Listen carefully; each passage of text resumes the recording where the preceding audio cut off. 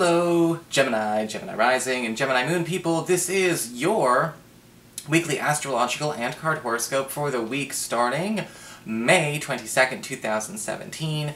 And a quick reminder for you Gemini people, if you do want to get a session with me, you do need to go to my website, integrativemysticism.com.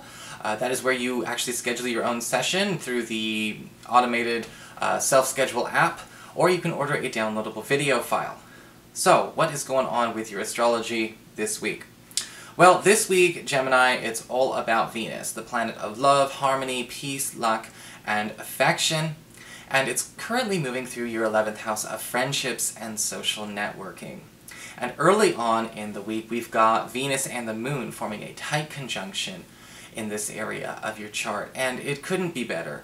When Venus and the Moon come together in a tight conjunction like this, there is a way to patch things up, or to make some kind of peace or harmony, or some kind of exchange that really cements the bond in a friendship that may not necessarily have been fractious, it could be, or something that's become distant with a friend or a confidant that you sorely feel like you could use as a support system in your life now. This may be somebody that we've known from a long time ago, this may be somebody we just met last year that we had a really good rapport with. But either way, again, there's a reconnect.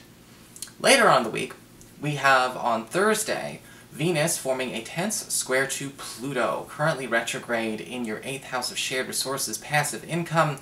And this isn't necessarily a bad angle by any stretch of the imagination, but there may be some pressure that comes when it comes to negotiating the availability of another friend, whether we are joining business forces, because the 8th house can talk about joining business forces, or even intimate forces. Be careful to make sure that all of those lines don't get blurred.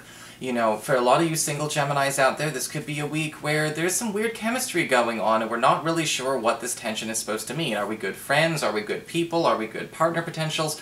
And it's important not to jump the gun and try and figure it all out right away. Some people try to rush to a conclusion, and it's almost always the wrong conclusion.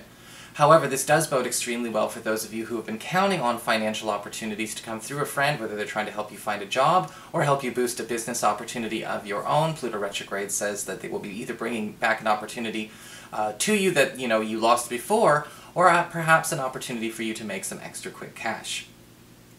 So what's going on with your cards then this week? Well, for your spiritual advice, we do have the card of the Green Witch. And the Green Witch always talks about a fresh slate, or a clean slate, and how everyone does deserve one every once in a while. And that means you give yourself one, but you also make sure to give new people that clean slate, or people who have clearly come a long way deserve that clean slate as well. I had a talk with somebody the other day about, how hard it can be sometimes to give somebody a clean slate even though they are a whole new person than they used to be. Sometimes it's hard to move on when, we're not done dealing with what a person did or didn't do when they were somebody else. But this is a week to pay attention to where the clean slate is set in stone. They're not them anymore, or you're not that person anymore either.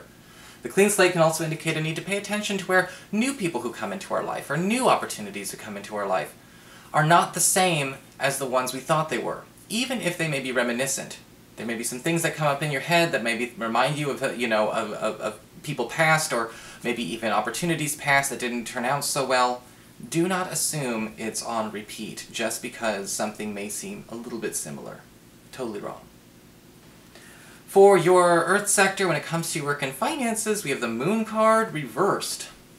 There's some kind of secret being revealed to a lot of you Gemini people this week, and this could be something that you did not expect to be coming to you, whether you didn't think you deserved it, you didn't think you earned it, but you know what, the opportunity is being presented to you anyway.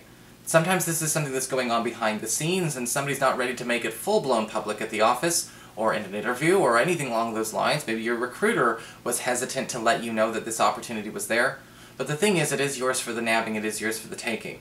And again, this would be something that is not exactly public knowledge. Some of you may even find that going in and applying to a job, or maybe even find out about a job that's opening up that's not even been posted yet.